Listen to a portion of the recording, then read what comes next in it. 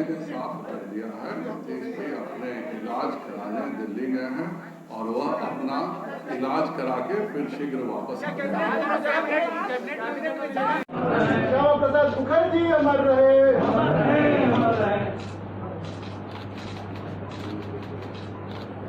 तेजस्वी जी का हमेशा दौरा चलते रहता है। वह अभी दौरे पर आए हैं कुछ दिनों के लिए, उनका बिहार प्रवास है।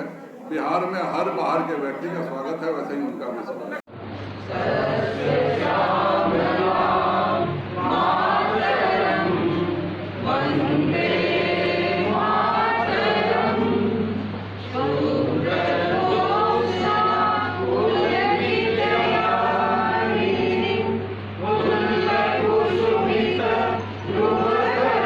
बात है जिस तरह से वो इसका बिल्कुल जमीनी स्तर पर पालन किए, उसके लिए मैं उनको धन्यवाद देता हूं और यह उम्मीद करता हूं कि वह शीघ्र ही नीतीश जी को ज्वाइन कर लें। इतने अच्छे आदेश पालक तो कोई नहीं मिलेगा। नीतीश जी ने कभी नहीं कहा था, उन्होंने केवल मंत्रियों को 15 दिन के लिए किया था, लेकिन तेजस्वी जी ने इसका पालन पूरे 3 महीने किया, उसके लिए मैं धन्यवाद देता हूँ।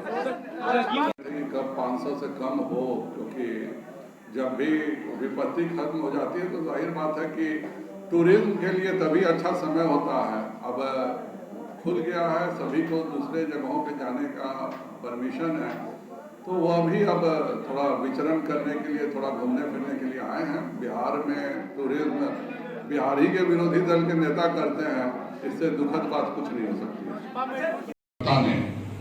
श्यामा प्रसाद मुखर्जी जी और दीनदयाल उपाध्याय जी के चित्रों पर माल्यार्पण करते समय रखा था, लिया भी था और उसको निभाने की शपथ हर बैठक में, हर सार्वजनिक कार्यक्रम में हम करते थे।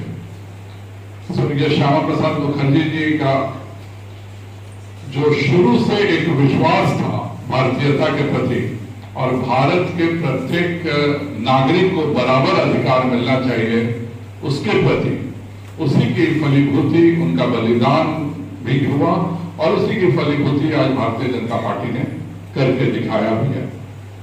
32 वर्ष की उम्र में वाइस चांसलर हो जाना, वो भी कलकत्ता यूनिवर्सिटी, जो उस समय भारत की सबसे प्रेस्टिजियस यूनिवर्सिटी थी, और वहां से जब बंगाल का विभाजन हुआ उसका विरोध करना, जब उन्हें लगा कि वहां पर हिंदुओं के प्रति अत्याचार हो रहा है, उसके विरोध करना, उस बंगाल में पश्चिम बंगाल को अलग करके अपने साथियों की रक्षा करना, बंगाल को भारत का हिस्सा बनाने में वह एक बहुत बड़ा नींव का पत्थर था।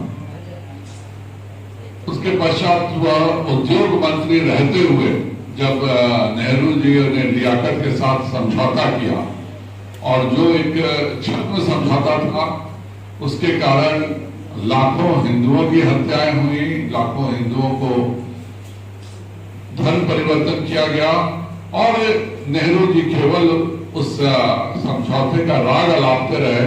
उन्होंने पाकिस्तान और पूर्वी पाकिस्तान में रह रहे हिंदुओं के प्रति कुछ नहीं किया, तो उन्होंने त्याग देना उचित समझा, पर इस तरह के समझौते का समर्थन नहीं किया। और फिर जनसंघ की स्थापना होती है और जनसंघ में जो पहला निर्णय होता है वह यही होता है कि हम एक देश में 2 विधान, 2 प्रधान और 2 निशान नहीं चलने देंगे।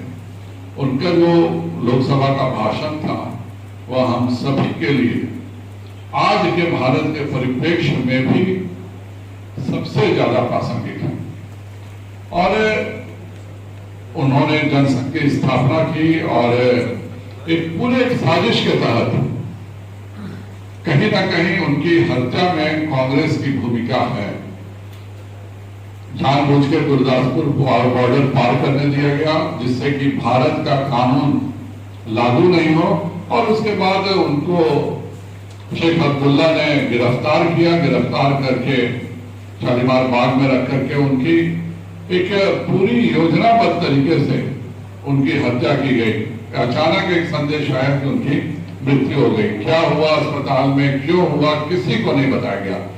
और जब उनकी माता जी ने इस बात की मांग की कि मेरे बेटे की हत्या की जांच होनी चाहिए, तो नेहरू जी ने एक केवल संवेदना संदेश देकर के, और जब पश्चिम बंगाल में यह निर्णय होता है कि हम इसकी जांच सुप्रीम कोर्ट के जज से कराएंगे, तो एक अचानक अमेंडमेंट अंतिम समय में लाया जाता है, उस पर सुप्रीम कोर्ट के जज का वाक्य हटाया जाता है और उसको दिल्ली को भेज दिया जाता है कि इसकी एक जांच करें, और दिल्ली कश्मीर को एक लिख करके इतिश्री समझ लेती है।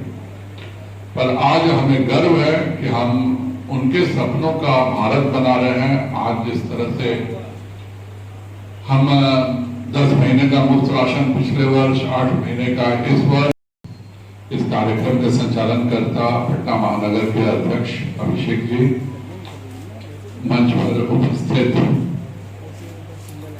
भारतीय जनता पार्टी के सम्मानित विधायक और वर्षों से श्यामा प्रसाद मुखर्जी जी के सपनों को साकार करने वाले हमारे माननीय अरुण जी, मंच पर उपस्थित हमारे प्रदेश के उपाध्यक्ष विधान पार्षद प्रमोद चंद्रवंशी जी, माननीय विधान पार्षद निवेदिता जी, यहाँ उपस्थित हमारे सभी कार्यकर्ता बंधुओं और साथियों,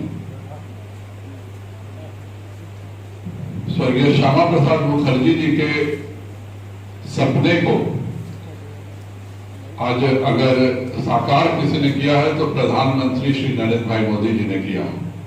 मैं अपने आप को सौभाग्यशाली समझता हूं कि 5 अगस्त 2019 को मैं स्वयं मुख्य सचेतक के रूप में उनके सपने को साकार करने के कार्य को अंजाम देने का हम सबों ने, सांसदों ने प्रयास किया। और आजादी के बाद राष्ट्रवाद के लिए पहला बलिदान स्वर्गीय श्यामा प्रसाद मुखर्जी जी ने अपना दिया था। 65 वर्ष लग गए उनके बलिदान के बाद, जिस कार्य के लिए उन्होंने बलिदान किया, जब भारतीय जनता पार्टी की